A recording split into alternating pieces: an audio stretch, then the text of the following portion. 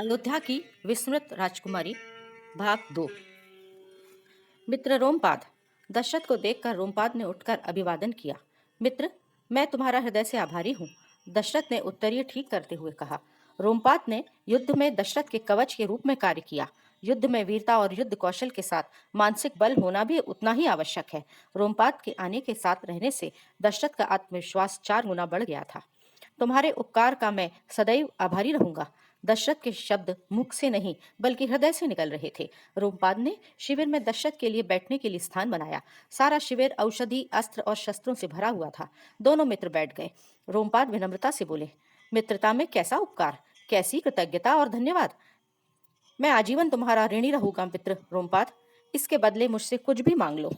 दशरथ के शब्दों में अपार स्नेह के भाव थे। मेरे पास सब कुछ तो है मित्र, मुझसे स्नेह करने वाली प्रजा, महारानी वर्षिनी जैसी पत्नी और तुम्हारे जैसा मित्र।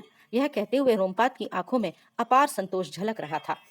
रोमपाद संतोषी व स्वाभिमानी राजा है। यही सरलता उन्हें अन्य राजाओं से अलग बनाती है। आज सुदूर हिमालय क्षेत्र में बैठकर दो राजा नहीं अपितु दो मित्र बात कर रहे हैं। कई दिनों के बाद युद्ध का तनाव खत्म हुआ है। एक अनजाने भूगोल के प्रदेश में भी अयोध्या का ध्वज लहरा रहा है। तभी दशरथ की सैनिक पोशाक में एक छोटी सी तलवार दिखी। यह क्या मित्र, यह खेलने की तलवार? रोमपाद ने आश्चर्य से पूछा। दशरथ हंसते हुए बोले, जब मैं अयोध्या से प्रस्थान कर रहा था तो मेरी पुत्री राजकुमारी शांता ने दी थी। बोली थी, पिताजी युद्ध में काम आएंगे। और यह घोड़ा भी है। दशरथ ने छोटा सा काष्ठ का घोड़ा हथेली पर रखकर रोमपाद को दिखाया। दशरथ कह रहे थे, शांता छोटी है पर बुद्धिमत्ता कूट कूट कर भरी है। सबका ध्यान रखती है मेरी राजकुमारी शांता। दशरथ शांता की मधुर स्मृति में खो गए। रोमपाद ने दशरथ के कंधों पर हाथ रखा तो दशरथ की तंद्रा टूटी। अब दोनों मित्र छोटे से काठ के घोड़े और नन्ही सी तलवार देखकर हंसने लगे। दशरथ ने देखा, सहसा रोमपाद का चेहरा उतर गया है। क्या हुआ मित्र, यह उदासी क्यों? मित्र, इस सौभाग्य से मैं वंचित हूँ। तुम तो जानते हो मेरी कोई संतान नहीं है। काश मेरी भी कोई संतान होती। अब तो मित्र मैंने और वर्षिनी ने अपनी प्रजा को ही अपनी संतान मान लिया है। रोमपाद ने उत्तरी से आंखों को पूछा और मुस्कुराने की कोशिश करने लगे। दशरथ ने कंधों पर हाथ रखा और दूर आकाश में देखने लगे।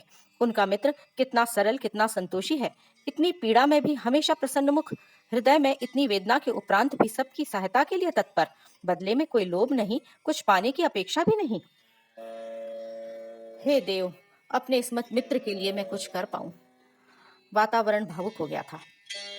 दशरथ बोले, रोमपाद, कुछ दिनों के लिए अयोध्या में हमारा आतिथ्य ग्रहण करो। दशरथ मित्र से हाथ जोड़कर बोले, अरे दिग्विजय सम्राट का आदेश तो मानना ही पड़ेगा। रोमपाद के इस कथन पर दोनों हंस पड़े। दशरथ ने देश की राजधानी चंपा नगरी में भी दूत भेजकर महारानी वर्षिनी को संदेश भेज दिया ताकि वह अयोध्या पहुंच सके। दशरथ व रोमपाद की सेना अब लौट रही है। इस युद्ध की स्मृतियां चिरस्थायी रहेंगी। उत्तर से हिमालय तक सेना की यात्रा कष्टमय और थकाने वाली रही। यह युद्ध विचित्र था। पल पल प्राण जाने का भय था।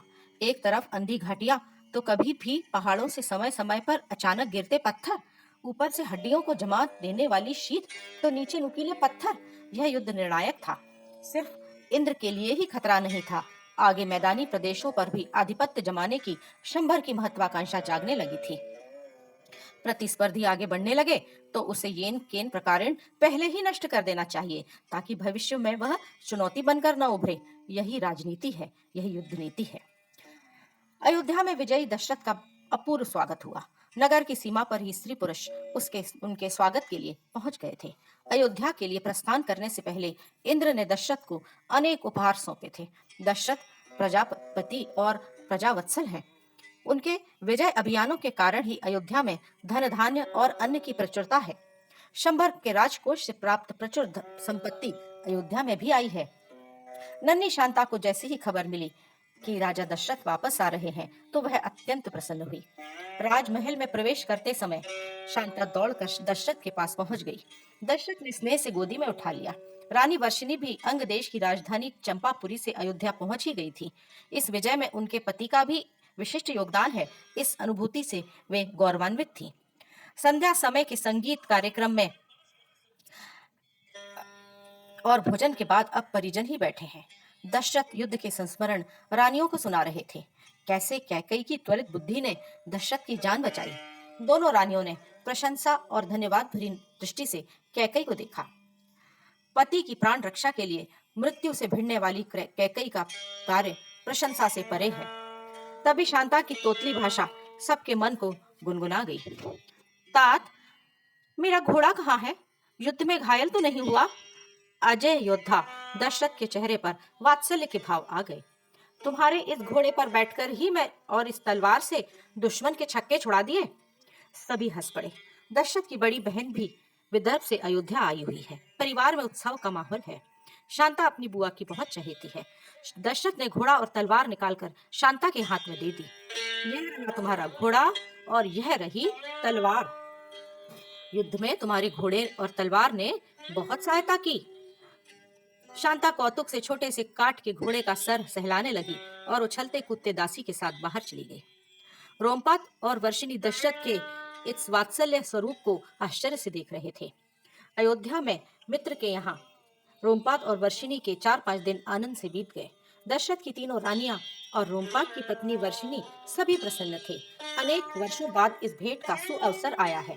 कभी आखेट तो कभी संगीत, कभी नृत्य, कभी गपशप तो कभी विद्वत सभा। आश्रम के पुराने दिनों को याद करते करते दोनों का मन अतीत में गोते लगाने लगता। जब अब चंपापुरी वापस जाने का दिन पास आने लगे, रोमपाद ने दशरथ को आतिथ्य सत्कार के लिए बधाई दी। तुम्हारी कीर्ति और ऐश्वर्य और प्रजा में लोकप्रियता से मैं बहुत प्रभावित हूँ दशरथ। मित्र, मैं बहुत प्रसन्न हूँ तुम्हारी सफलता से। दशरथ फीकी सी हंसी बोले। रोमपाद, अयोध्या का यह राजा अंदर से कितना दुखी है यह मैं ही जानता हूँ। रोमपाद चौंक पड़े। क्या हुआ मित्र? सब कुछ तो है तुम्हारे पास। अब तो धरती पर इंद्र के समकक्ष तुम्हारी कीर्ति है। रोमपाद ने अपने दोनों हाथों को ऊपर उठाते हुए कहा। मित्र, इतने बड़े अयोध्या राज्य का कोई उत्तराधिकारी नहीं। अरे मित्र, शांता है ना, लेकिन रोमपाद वह कन्या है। आगे उसका विवाह होगा, उसका कुल अलग हो जाएगा। फिर इक्ष्वाकु वंश का क्या, रघुवंश का क्या? दशरथ कुछ संकोच से बोले। और मित्र शांता गंडमूल नक्षत्र में जन्मी हुई है। जन्मदाता पिता का यश कीर्ति नष्ट करेगी। और मित्र, शांता गंडमूल नक्षत्र में जन्मी हुई है। जन्मदाता पिता का यश कीर्ति नष्ट करेगी। यह ज्योतिषियों का मत है और इसके अशुभ ग्रहों के कारण राज्य का ऐश्वर्य भी नष्ट हो जाएगा और समय समय पर अकाल पड़ेंगे। दशरथ यह कहकर उठे और खिड़की से दूर देखने लगे। रोमपाद को आश्चर्य हुआ। दशरथ, तुम्हें अपनी पुत्री के बारे में ऐसा नहीं कहना चाहिए। यह मेरा नहीं, प्रकांड ज्योतिषियों का कथन है रोमपाद। दशरथ की आंखों में पीड़ा थी। एक छोटी सी कन्या के कारण दुर्भिक्ष आएगा, यह कथन हास्यास्पद है दशरथ। रोमपाद, मैं समझती हूँ, पर यह भविष्यवाणी मेरे मन से कभी जाती नहीं। दशरथ के स्वर में लज्जा थी। मित्र, तुम वह नहीं जो आश्रम में मेरे साथ रहते थे। राज सिंहासन पर बैठकर तुम्हारा व्यक्तित्व बदल गया है। दशरथ, तुम्हारे मानवीय गुण इस राज मुकुट के नीचे दब गए हैं। रोमपाद के स्वर में उलाहना थी, पर वे अयोध्या के राजकीय अतिथि हैं। उन्होंने अपनी मर्यादा को ध्यान में रखा और भरसक आवाज में शिष्टता लाने का प्रयत्न किया। रोमपाद, ज्योतिषी की भविष्यवाणी सदैव मेरे कानों में गूंजती रहती है। काश मुझे एक पुत्र होता। रोमपाद ने दोनों हाथ अपने कानों पर लगा लिए। दशरथ, कैसे पिता हो तुम? रोमपाद, रघुकुल के लिए ऐसी कन्या का परित्याग करने कहा है। दशरथ, मुझसे पूछो। मेरा और महारानी वर्षिणी का एक एक रोम अनेक वर्षों से संतान की प्रतीक्षा कर रहा है। हे ईश्वर, काश मुझे शांता जैसी कन्या दी होती। रोमपाद भावुक हो गए थे। दशरथ के मस्तिष्क में विद्युत गति से विचार आया। मित्र, क्या तुम शांता को दत्तक पुत्री के रूप में स्वीकार करोगे? दशरथ, मित्र, भान है तुम्हें? रोमपाद चौंक पड़े। शांता तुम्हारी एकमात्र पुत्री है। रोमपाद की आंखें चौड़ी हो गईं। शांता मेरी दत्तक पुत्री बनेगी? यह तो मेरा परम सौभाग्य होगा। मित्र, देखो कहीं तुम्हारा विचार ना बदल जाए। रोमपाद, मैं गंभीर हूँ, हास्य नहीं कर रहा। यह इक्ष्वाकु कुल का वचन है। अयोध्या का राजा दशरथ किसी का उपकार भी नहीं रखता। दशरथ के स्वर में अचानक दर्प आ गया। मेरे सूक्ष्म उपकार के लिए इस अबोध को अपने माता पिता से अलग मत करो दशरथ। रोमपाद ने समझाते हुए दशरथ की दोनों बाहें पकड़ ली। नहीं मित्र, यह कन्या अब तुम्हारी। इतिहास में कभी नहीं आएगा कि शांता नाम की मेरी कोई संतान थी। संभाषण में तल्लीन दशरथ को ध्यान ही नहीं रहा कि गेंद के पीछे भागती शांता ने कक्ष में प्रवेश कर लिया है। दशरथ, मित्र, एक बार शांता की माताओं से तो पूछ लो। रोमपाद, मेरा निर्णय ही अंतिम है। कौशल्या का कक्ष। भैया, ये आप गलत कर रहे हैं। दशरथ की बहन के स्वर में तनाव था। मुझे रोमपाद का ऋण चुकाना है। मैं उसे वचन दे चुका हूं और रघुकुल का वचन कभी खाली नहीं जाता। भैया, तुम्हारे इस वचन से माताओं की गोद खाली हो जाएगी। बहन परामर्श के स्वर में कहती है। भाभी, आप लोग कुछ बोलिए। अपने कुल की पहली संतान का त्याग? कैसे, पर क्यों? दशरथ की बहन के चेहरे पर अचरज, क्रोध और शोक के भाव आ जा रहे हैं। कौशल्या को शांता से विछोह का दुख तो है, पर उससे कहीं ज्यादा संतोष है कि उसकी प्रिय निस्संतान बहन वर्षिणी की गोद हरी हो रही है। सुकीर्ति, दशरथ की बहन हारे हुए स्वर में कहती है। भैया, एक बार और विचार कर लो। शांता कोई वस्तु नहीं है जिसे आप रोमपाद का उपकार अदा करने के लिए दे रहे हैं। बहन, मैं उसे नदी में नहीं बहा रहा हूँ। वन्य जीवों का भोजन बनने जंगल में भी नहीं छोड़ रहा हूँ। बहन चौंक कर देखती है। दशरथ फिर संभल कर बोले। गंडमूल नक्षत्र में जन्मी कन्या है। पिता के कुल के साथ साथ प्रजा का भी सर्वनाश करेगी, ऐसा ज्योतिषियों का सामूहिक मत है। रोमपाद शांता को दत्तक ग्रहण करेगा तो दोनों हेतु सिद्ध होंगे। कहते कहते दशरथ चुप हो गए, पूरा वाक्य नहीं बोल पाए, गला रुंध गया। बहन, क्या मुझे शांता से स्नेह नहीं? दशरथ बोलते जा रहे थे। मुझे विरासत में एक बिखरा साम्राज्य मिला है। मार्गदर्शन को न पिता न माता, जिस राज्य को अपने रक्त और श्वेत से सौंपा है, सींचा है, उसके नाश की परिकल्पना मैं नहीं कर सका। बहन ने भाई की जिजीविषा को देखा है। बाल्यावस्था से ही अपने उत्तरायित्व का एहसास दशरथ को हो गया था। खेलने कूदने की उम्र में ही युद्ध कौशल, शास्त्रों व शस्त्रों का इतना अभ्यास किया कि महाराजा अज द्वारा पत्नी वियोग में छोड़े गए बिखरे और अव्यवस्थित राज्य को समृद्धशाली नगरी बना दिया। बहन समझ गई, दशरथ अब उनका छोटा भाई नहीं, वरन एक दिग्विजयी सम्राट है। कौशल्या के कक्ष से उठते उठते कैकेयी सोच रही थी। दशरथ की प्राण रक्षा का इतना बड़ा पुरस्कार? उसे दशरथ के दिए गए 2 वचन याद आ गए।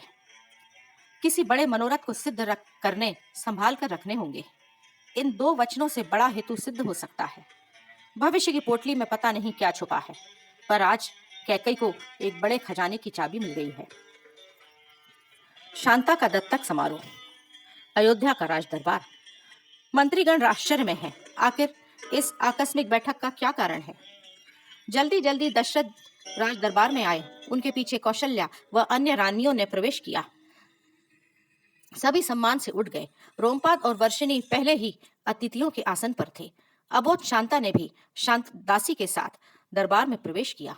उस बेचारी को तो मालूम ही नहीं कि आज की सभा में उसका जीवन बदलने वाला है। दशरथ जी ने अपना संभाषण शुरू किया। आज मैं एक महत्वपूर्ण घोषणा कर रहा हूँ कि मैं अपनी कन्या राजकुमारी शांता अपने परम मित्र रोमपाद और महारानी वर्षिणी को दत्तक देता हूँ। इस क्षण के उपरांत वे ही शांता के माता व पिता हैं। दरबार में बैठे सभी मंत्री और गणमान्य नागरिक एक दूसरे की तरफ देखने लगे। दरबार में इतनी शांति छा गई कि कोई चींटी की पदचाप सुन ले। मंत्रीगण चौंक गए। यह निर्णय अचानक कैसे लिया गया? सबसे ज्यादा तो सुमंत को इस निर्णय से धक्का पहुंचा है। दशरथ ने इस संबंध में कोई मशविरा नहीं लिया। हम रघुवंशी हैं, हमारे शब्द मिथ्या नहीं होते हैं। दशरथ अपने स्थान पर बैठ गए।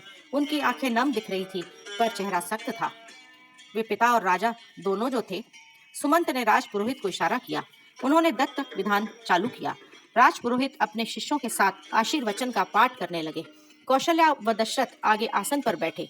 उनके सामने वर्षिणी और रोमपाद थे। दासी शांता को लेकर आ गई। नवीन वस्त्र रेशमी परिधान पहनकर शांता साक्षात पार्वती का बाल रूप लग रही थी। नन्ही शांता को समझ ही नहीं आ रहा था कि आज का समारोह उसका भाग्य, कुल, गोत्र सब कुछ बदल देगा। राज पुरोहित ने मंत्र पढ़े तो वर्षिणी ने अपने आंचल की झोली फैला दी। कौशल्या ने नारियल और स्वर्ण मुद्रा आंचल में डाली। अब राज पुरोहित के स्वर तेज होने लगे। शांता को गोद से उठाकर दशरथ ने रोमपाद की गोदी में रख दिया। वर्षिणी ने शांता के सर पर हाथ रखा। कैकेयी और सुमित्रा को भी शांता से कम स्नेह नहीं है। शांता तो राजमहल का उल्लास है। हमेशा शांत रहने वाली सुमित्रा के होंठ थर-थर कांप रहे थे। कैकेयी शायद अपनी भावनाओं को छुपा रही है, लेकिन माता कौशल्या गंभीर भंगिमा में बैठी हुई हैं। रानियों को अपनी गरिमा रखना बहुत आवश्यक है। राजधर्म राजा की स्त्री पर भी लागू होता है। राजा को सिर्फ राजधर्म निभाना होता है, लेकिन रानी को राजधर्म और पति धर्म दोनों का पालन करना पड़ता है। राजा का निर्णय अंतिम होता है। यहाँ पर प्रतिकार का कोई स्थान नहीं है। लेकिन सुकीर्ति जो दशरथ की लाडली बहन है, वह विदर्भ देश की महारानी है। वह अयोध्या के धर्म से बंधी हुई नहीं है, लेकिन शिष्टाचार निभाना जरूरी है। दत्तक विधि संपन्न हुई। दशरथ की बहन भारी पैरों से दरबार से बाहर चली गई। दशरथ ने देखा तो वह बहन के पीछे पीछे आए। सुकीर्ति गवाक्ष से राजमहल से दूर बहती सरयू नदी को देख रही थी। जी, हाँ महाराज। बड़ी बहन के मुख से अपने लिए महाराज शब्द सुनकर दशरथ आहत हो गए। माता पिता के जाने के बाद यदि परिवार के नाम पर कोई था तो उनकी बहन सौतेली ही सही, बहन हमेशा साथ थी। अपने छोटे भाई दशरथ को बड़ा करने के लिए बहन कम उम्र में ही गंभीर हो गई थी। आज 5 साल की शांता कृतज्ञता की भेंट चढ़ गई। कहते कहते सुकीर्ति ने अपने आंसुओं को रोकने की भयंकर कोशिश की। जिस प्रेम से वंचित हमारा बचपन गया, मैं भी शांता को वही प्यार देना चाहता था जीजी, परंतु राज ज्योतिषियों की भविष्यवाणी अब धीरे धीरे प्रजा में जाने लगी थी। पिता के वनगमन के उपरांत अयोध्या की कैसी अवस्था थी, यह तुमसे अच्छा कौन जानता है दीदी। इस राज्य को पुनः गौरव दिलाने के लिए मैंने अपना खून पसीना बहाया है। जी, अयोध्या और शांता दोनों ही मेरी संतान है। कल वासी यह न कहें कि दशरथ के संतान मोह के कारण हमें अकाल भोगना पड़ रहा है। प्रकृति के स्वाभाविक प्रकोप से पड़े दुर्भिक्ष का कलंक मेरी अबोध पुत्री पर न लगे। दशरथ की आंखों में पीड़ा के भाव आ गए। मुझे क्षमा करना जीजी। आने वाली पीढ़ियां दशरथ का क्या मूल्यांकन करेगी, यह तो भविष्य के गर्भ में है। दूर आकाश में शून्य की तरफ देखते हुए दशरथ बोले।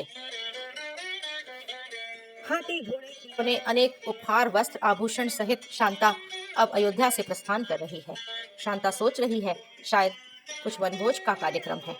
शांता ने जाते समय कौशल्या से पूछा था, माँ आप नहीं चलेंगी? तब कौशल्या की भावनाएं पहली बार आंसू बनकर झरझर बहने लगी थी। वर्षिणी का दिल भर आया था। उसने अपनी छोटी बहन कौशल्या के कंधे पर हाथ रखा। पीछे से दशरथ की आवाज आई, शांता अब तुम अंग देश की राजकुमारी हो। महाराज रोमपाद और महारानी वर्षिणी अब तुम्हारे तात और माता हैं। अबोध शांता की आंखों में एक अनजाना भय दिखने लगा। शांता तुम वहां पर बहुत प्रसन्न रहोगी। शांता के सर पर दुलार से हाथ फेरते हुए सुमित्रा बोली। कैकेयी की आंखें नम हो गईं। कुछ रिश्ते ऐसे होते हैं कि मौन रहना ही उचित रहता है। यह सत्य है, रोमपाद और वर्षिणी संतान चाहते थे, लेकिन अयोध्या में ऐसा घटना चक्र होगा ऐसी अपेक्षा नहीं की थी। शांता को लेकर रोमपाद और वर्षिणी ने अपने लावा लश्कर के साथ अयोध्या से चंपापुरी के लिए प्रस्थान किया। रोमपाद और वर्षिणी शांता लेकर जा रहे हैं, किंतु दोनों के मन में एक अपराध बोध सता रहा है। कौशल्या की दबदबाई आंखें मानो वर्षिणी का पीछा कर रही हैं। सोती हुई शांता के सर पर हाथ फेरते हुए वर्षिणी ने कहा, महाराज कहीं हमने कुछ गलत तो नहीं किया? नहीं महारानी वर्षिणी, जो कुछ किया दशरथ ने ही किया है। दृढ़ स्वर में रोमपाद बोले। शांता अब हमारी पुत्री है। इसे इतना योग्य बनाएंगे कि लोग अपनी पुत्रियों को शांता का उदाहरण देंगे और इतना स्नेह देंगे कि माता पिताओं को लोग हमारा उदाहरण देंगे। वर्षिणी के मन से बोझ उतर गया। शांता का नया देश, अंग देश। अंग प्राचीन भारत के 16 महाजनपदों में से एक। इसका सर्वप्रथम उल्लेख अथर्ववेद में भी मिलता है। प्रदेश की राजधानी चंपापुरी, जो गंगा और चंपा के संगम पर बसी है, सप्तकोशी गंगा, बागमती, कमला और महानंदा जैसी नदियों का हरा भरा क्षेत्र। मुख्य कार्य खेती ही है, पर व्यापार व्यवसाय का बड़ा केंद्र भी है। राज्य का एक बड़ा नगर भागदत्तपुर व्यापार का एक प्रमुख केंद्र है। स्त्रियों को यहाँ पर वेद पुराण उपनिषद के अध्ययन की स्वतंत्रता है। अंग देश के वेद शिक्षक स्त्री पुरुष दोनों को समान रूप से शिक्षा देते हैं। अब शांता अंग देश की राजकुमारी है। राजधानी चंपापुरी में शांता के आगमन का उत्सव मनाया गया। राज दरबार में अब एक और सिंहासन रखा गया है, वो शांता का सिंहासन है। अंग देश की प्रजा अपनी राजकुमारी के आने से हर्षित है। शांता के अंग देश में आने के 2 वर्ष उपरांत प्रजा ने पुनः खुशियां मनाई। रानी वर्षिणी ने पुत्र को जन्म दिया। राजकुमार का नाम चतुरंग रखा गया। रोमपाद और वर्षिणी अपने आप को भाग्यशाली मानते हैं कि उनके जीवन में शांता आई। युवराज चतुरंग के जन्म के बाद शांता के लाड प्यार और सम्मान में बढ़ोतरी हो गई। राजमहल का कोई भी कार्य शांता से बिना पूछे नहीं होता था। इस मान सम्मान और स्नेह ने शांता का दिमाग खराब नहीं किया, बल्कि गंभीर और जिम्मेदार बना दिया। एक दिन वर्षिणी ने शांता से पूछा, पुत्री, हमसे नाराजी तो नहीं? किस बात की माँ? हमने तुम्हें अपने माता पिता से अलग कर दिया? नहीं माँ, कदापि नहीं। सच तो यह है, अपने गुणों पर आत्ममोहित पिता के स्थान पर निस्वार्थ प्रेम करने वाले रोमपाद और वर्षिणी शांता के हृदय में विराजमान हो गए। अंग देश शांति का द्वीप है, जहाँ षड्यंत्र और कुटिलता के लिए कोई स्थान नहीं। इधर शांता के बाल मन से अयोध्या की स्मृति पर समय की परतें चढ़ रही हैं। स्मृतियां धूमिल जरूर हो रही हैं, पर मिटी नहीं है। कभी कभी अयोध्या की धूमिल स्मृतियां शांता के मन को विह्वल कर देती, पर तत्क्षण दशरथ का कहा वाक्य याद आ जाता। राजा दशरथ को कोई पुत्री थी, यह इतिहास में कभी मालूम नहीं होगा। तुरंत शांता अपने आंसू पोंछ लेती। दिन पर दिन बीतते जा रहे हैं। अंग देश प्रगति कर रहा है। अब यह देश कोई सामान्य देश नहीं। रोमपाद अंग नरेश कहे जाते हैं। वर्तमान समय के बड़े प्रतापी राजाओं में उनकी गिनती है। शांता के आने के उपरांत राज्य की प्रगति हुई है, इससे सब सहमत हैं। यात्रियों ने अपना मार्ग अंगदेश से कर लिया है। उत्तर और दक्षिणी हिमालय जाने वाले तीर्थयात्री भी अंग देश होकर ही गुजरते हैं। अंग देश में भरपूर धन दक्षिणा तो मिलती ही है, साथ ही यह प्रदेश सुरक्षित भी है। प्रजा की एक आवाज पर उपस्थित होने वाले रोमपाद सहज और सुलभ हैं। वात्सल्य की मूर्ति रानी वर्षिणी ममता की देवी है। संसार की सभी माताओं को रानी वर्षिणी को नमस्कार करना पड़ेगा। ममता का ऐसा रूप बहुत कम देखने मिलता है। आखेट, नृत्य, संगीत सभी में शांता निपुण हो गई है। आज केश विन्यास करते समय श्रृंगारिका बोली, राजकुमारी, आप कितनी सुंदर हैं। श्रृंगारिका की माँ महल की मुख्य दासी है। अतिथि सत्कार, भोजनशाला, तीज त्योहार की व्यवस्था सभी श्रृंगारिका की माँ की जिम्मेदारी है। वर्षिणी को उसका बड़ा आधार है। प्रत्येक बात उसे पता रहती है। श्रृंगारिका शांता की ही आयु की थी, इसलिए वह सखी जैसी थी। अंगदेश के देवी पूजन में वह अलग ही दिखती थी। साल में एक बार पालकी मंदिर से पहाड़ी उतरकर सरोवर जाती थी। यहाँ पर महादेव और देवी की पूजा होती थी। पालकी के सामने नाचते नाचते श्रृंगारिका के पैर नहीं थकते थे। शिव शक्ति के विवाह के आनंद में उसे अपने शरीर का ध्यान ही नहीं रहता था। इस आयोजन में सभी कुंवारी लड़कियां शिवजी जैसा पति मिले इस मनोकामना के साथ आती थीं और मुख्य पुजारी सभी कन्याओं को आशीर्वाद देते थे और कहते थे, कन्याओं, अपनी गरिमा बचाकर रखना। मंदिर में तीर्थयात्रियों का समूह भी रुका है। शांता ने सेवकों से अब उनके भोजन की व्यवस्था करने कहा। अचानक यात्रियों की बोली से सुनकर शांता के पैर ठिठक गए। पूजा की थाली लेकर शांता ने पीछे मुड़कर देखा। विप्रजनों, क्या आप अयोध्या से आए हैं? जी हाँ देवी। शांता के शरीर में उमंग की लहर आ गई। अपनी जन्मभूमि के अजनबी यात्रियों के प्रति स्नेह उमड़ आया। 4-5 वर्ष की आयु में छोड़ा हुआ देश याद आने लगा और वहां की भाषा शांता के मुंह से निकलने लगी। तीर्थयात्री इस बात से अनजान थे कि वे अंग देश की राजकुमारी शांता, जो अयोध्या में जन्मी है, उनसे बात कर रहे हैं। वाकई दशरथ की तारीफ सभी कर रहे हैं। सभी पंचमुख होकर अपने राजा दशरथ की प्रशंसा कर रहे हैं। शांता अपने जन्मदाता पिता व जन्मभूमि की बातें सुनकर अभिभूत हो रही है। वर्षों से दबी हुई भावनाएं सहसा ऊपर आ रही थी। श्रृंगारिका के अलावा किसी भी सखी को मालूम नहीं था कि राजमहल में और कौन है। विप्रजनों, अयोध्या के राजमहल में और कौन है? शांता की उत्सुकता कौशल्या माता के लिए है। राजा है, रानियां हैं, बूढ़ा यात्री कहता है। और राजकुमारी, राजकुमार? शांता जानना चाह रही थी, क्या अयोध्या में उसका कुछ अस्तित्व बचा है? रोम रोम कान बन गया। कहाँ? बूढ़े ने आकाश की तरफ इशारा किया। अन्य प्रदेशों के यात्री भी वार्तालाप में शामिल हो गए।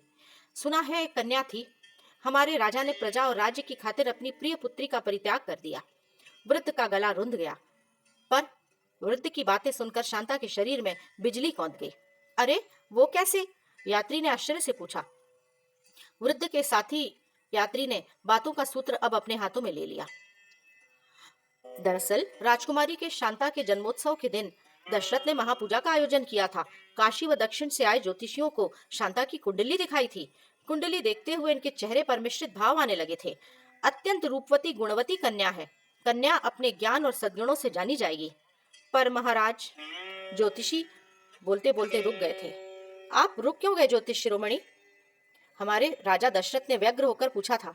बूढ़े यात्री ने अन्य यात्रियों की तरफ देखकर कहा, महाराज दशरथ, आपकी पुत्री गंडमूल नक्षत्र में पैदा हुई है। अपने जन्मदाता माता पिता के लिए अपशकुनी साबित होगी।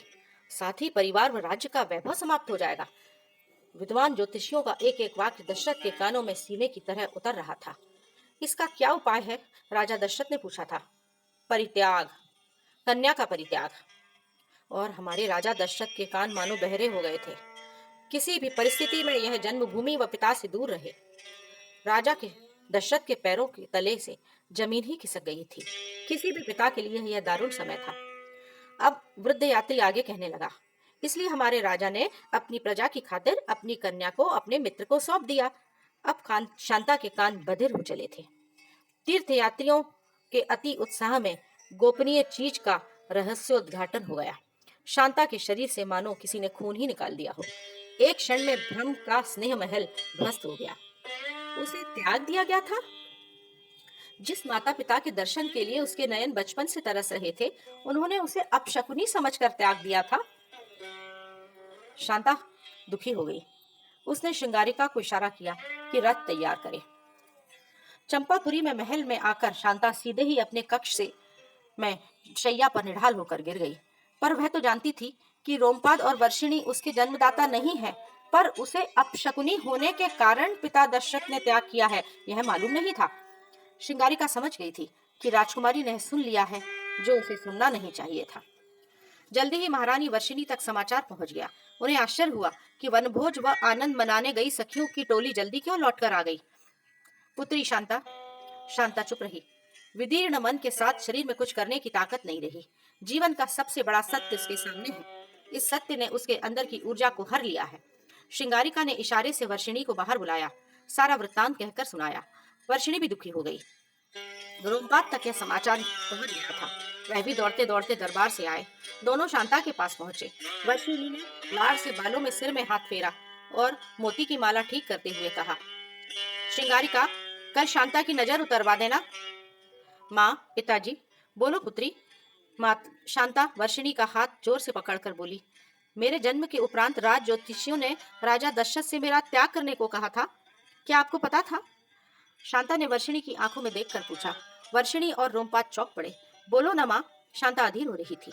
कौशल्या माता आपकी छोटी बहन है ना? पिताजी, राजा दशरथ आपके मित्र थे ना? वर्षिणी और रोमपाद भौचक्के से एक दूसरे की तरफ देख रहे थे।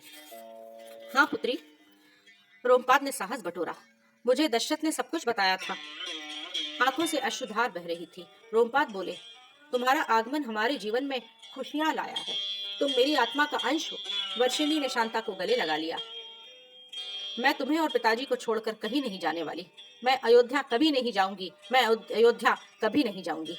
शांता हिचकी लेकर बोल रही थी। रोमपाद ने शांता के सर पर हाथ फेरा। तुम अंग देश की राजकन्या हो शांता?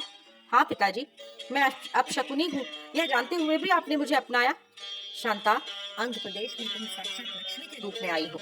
वर्षिणी ने शांता का मुंह हाथ में लेकर स्नेह से कहा। सेवक वैद्यराज को लेकर आए।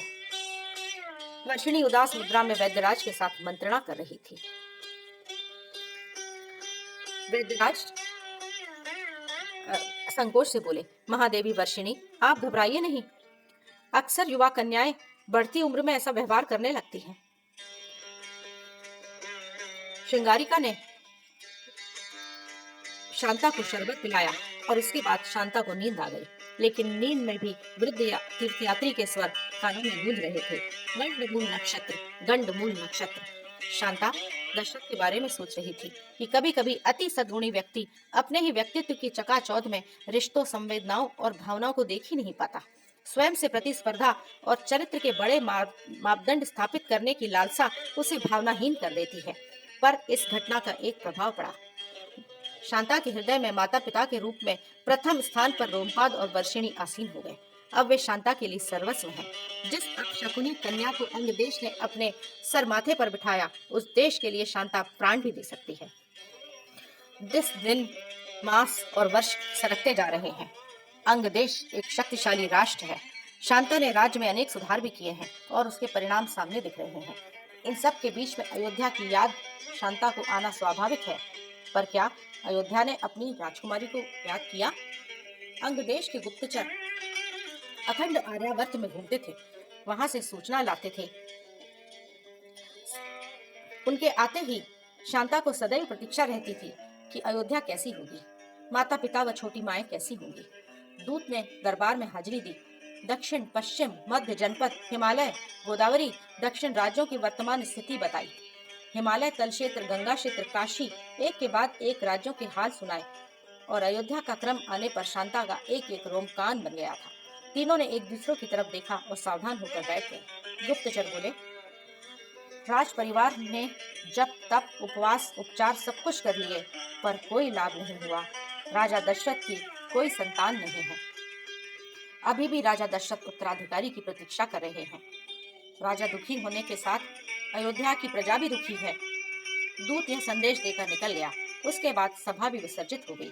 अयोध्या ने शांता से रिश्ता तोड़ लिया था, पर अयोध्या जैसे महान राज्य की ऐसी अवस्था सुनकर शांता को अत्यंत पीड़ा हुई और अस्वस्थ होकर शांता ने भी अपने कक्ष में जाने की अनुमति ली। क्या अपशकुनी राजकन्या का परित्याग करके भी राजा और प्रजा सुखी नहीं है? इधर विद्वान अश्वचालन में निपुण श्रेष्ठ धनुर्धर के रूप में अंग देश की राजकुमारी शांता की ख्याति समूचे आर्यावर्त में फैलती जा रही है।